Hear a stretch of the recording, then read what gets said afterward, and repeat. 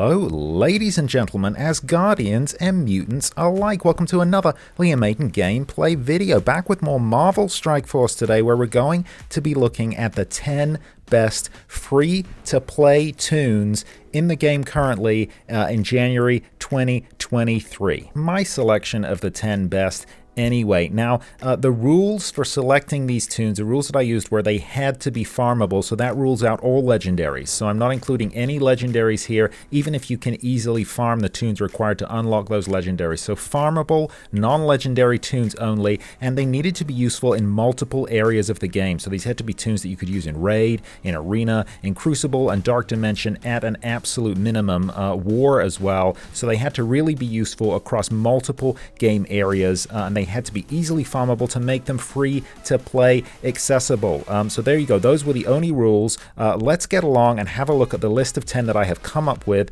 As always, really excited to hear you guys' thoughts and comments down below. So let me know if you agree or disagree with any members on this list and who you think I have overlooked. But without any further ado, let's get going.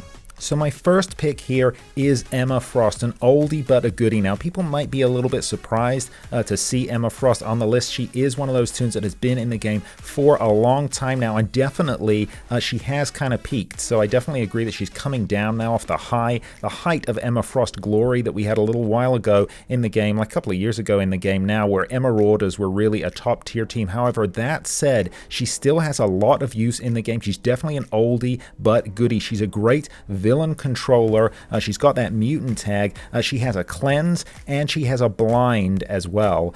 This makes her incredibly useful across multiple game modes. I actually used her in my first few runs of DD. I think it took her up to DD3. I don't know that I went any higher than that, but she was very, very useful in Dark Dimension. I definitely still use the Marauders or versions of that squad in War Defense and in Cosmic Crucible as well. Invest in this toon. You'll definitely get use out of her even though she's old. Now, of course, Emma Frost was not farmable for the longest time, but you can now farm her through Heroes Assemble node 1.9. Now, it's worth pointing out that this is not the easy mode Heroes Assemble. These are the harder Heroes Assemble nodes. So she won't be super accessible in terms of farming to very early players, because these are the more difficult nodes. You have to complete those initial nodes before you can move on to the harder version of the hero nodes. However, you know, she's a very easy character to come by through orb drops, so I don't think early players will have any difficulty unlocking her. It just might take a little while before you can farm her up, but she is worth it even at lower stars, and ultimately know that she will be a farmable toon for you. Second pick from an oldie to a newer toon here, of course, we have Abomination. Now, worth pointing out that these are not in any order. I think all the 10 toons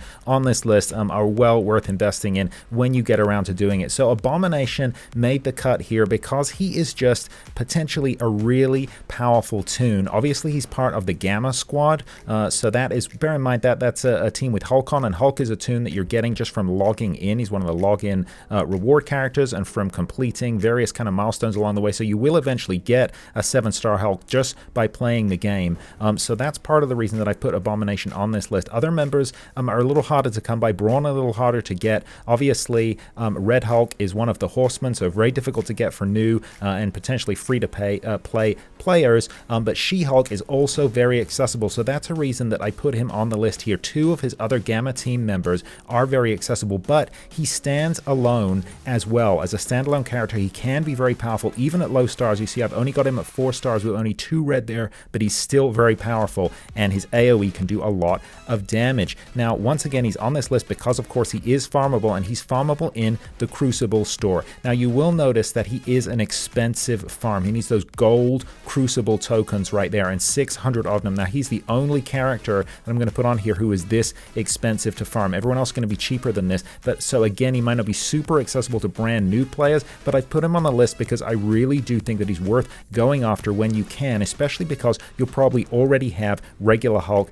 and She-Hulk. Pick number 3. Now, again, these are not in any order, but if I had put them in an order, I think I might have put this toon here, Captain America Sam, Captain Sam, at number 1. He is one of my favorite toons in the game, and he has been for a very long time. And the reason is he is just an excellent Protector. He's a really great tank for your squad, and I think in some ways he's kind of undervalued by people. Now, obviously, he's part of the Secret Avengers trio with Maria Hill and Sharon Carter. They are also both accessible to farm from the various stores, but the reason I put Sam on here is because I think he has just more plug-and-play ability with any other team. You can use him in basically any other setup, and he is just an excellent tank, and you can farm him from Doom 2.6, so very easily accessible early on in the Doom run. If you're having difficulty completing Doom, I have actually made videos on all of the Doom chapters. I'll pop a link in the top right hand corner and also down below to my Doom Chapter 2 video. Do check it out if you haven't already, and get working on your Captain Sam.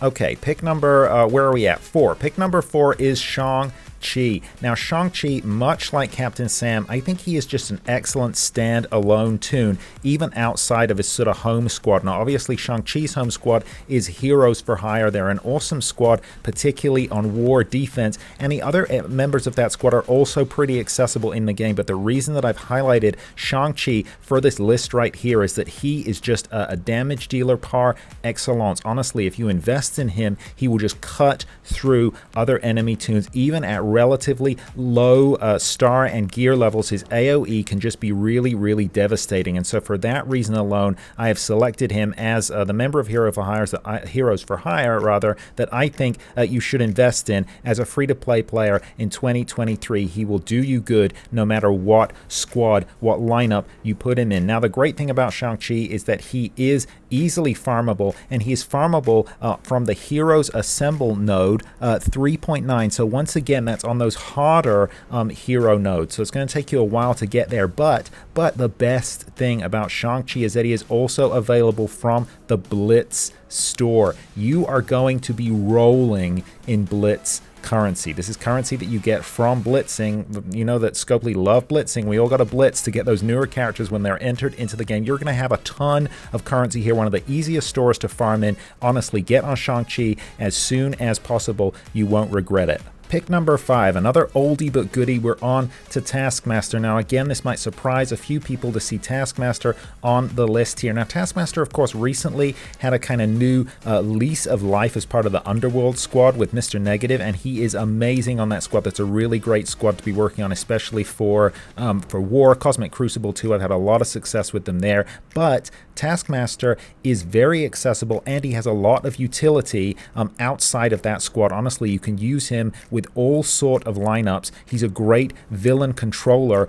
and the special that he's got, the ultimate rather, Incendiary Arrow, can just be devastating, throwing around blind and disrupting the whole of the enemy team. He is a really great toon to invest in, even at the relatively low level that you can see I have got him at here. Taskmaster, of course, farmable as part of Cosmic Conflicts at node 2.6, so early on in your Cosmic Conflict run. Get on that. I promise you, you won't regret it. Coming in at number 6, we have Mr. Sinister. Now, Mr. Sinister, of course, another OG member of the Emma Rauda's squad. And, you know, like Emma Frost, he definitely has peaked. Not the most powerful toon in the game anymore, but, you know, he still has an awful lot of utility, especially as a very accessible early toon for free-to-play accounts. And that is pretty much solely down to his two abilities, Clone and Gene Therapy. Clone, where he is literally copying another member of the enemy team, and the more powerful you make your Mr. Sinister, the more powerful the clone of the other enemy team member that you make is. And Gene Therapy, which is a heal for his allies. Really, he can be a very, very powerful toon in a number of lineups, and that clone ability is just, you know, it's such an amazing ability to max out as soon as possible. You know, whenever a toon is one that your heart sinks just whenever you see them, whenever you come up against them, whether it's in Dark Dimension, an area of PvE, or whether it's PvP and they're on an enemy squad there, any toon that you think, okay, I gotta kill that toon quickly before they can get their ultimate off, that's a toon you want to invest in, and Mr. Sinister, I think, is the poster child for that. Also super accessible, available through the War Supplies store. Now, this is a roving store, so he's going to move in and out of there. He won't necessarily always be available, but again, this is a currency that you're going to have a lot of just through participating in War. There are a lot of great other toons in there, as you can see, Echo and Maria Hill right now. But Mr. Sinister is going to move in and out, snap him up whenever you see him in there. He's definitely worth investing in my opinion. Okay, I think we're at toon number 7 now, and that brings up the unbeatable Squirrel Girl. Now, Squirrel Girl, another one one of these very annoying toons when you come up against her in any part of the game. Now, Squirrel Girl is really the linchpin of the Young Avengers squad, particularly the lineup with Ms. Marvel, with Echo, with America Chavez, and with Kate Bishop. And she is really the linchpin, partly because of her heal ability. She's just very powerful at keeping that team alive. Well, guess what? You can use her on many other teams, and she will serve a similar kind of role, keeping your team alive. She also has a pretty decent AoE, but it's really that heal that she has that is most valuable in my opinion. Plus, Young Avengers is a team you're going to want to build, so invest in her when you get the chance. She is good even at lower star. Now, Squirrel Girl, you can get in the Nexus 4-3 to be precise, so a little later on from some of those early gameplay characters, but still very farmable and definitely worth your investment.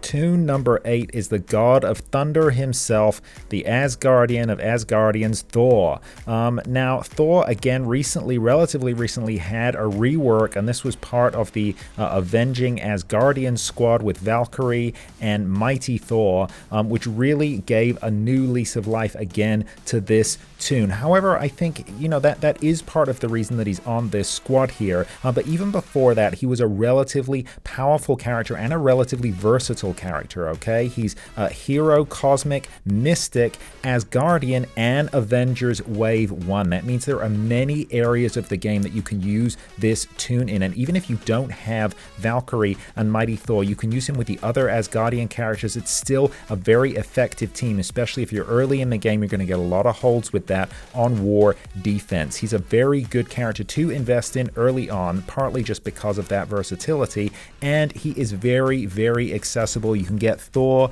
from Heroes Assemble Node 7-3, but you can also pick him up from the Raid store. Anything you can buy with currency, do it if you need it. Again, this is a currency you're going to have an awful lot of, going to accumulate a lot as you move through the game, so don't be afraid to spend it. He's going to move in and out of that store, so snap him up when you see him.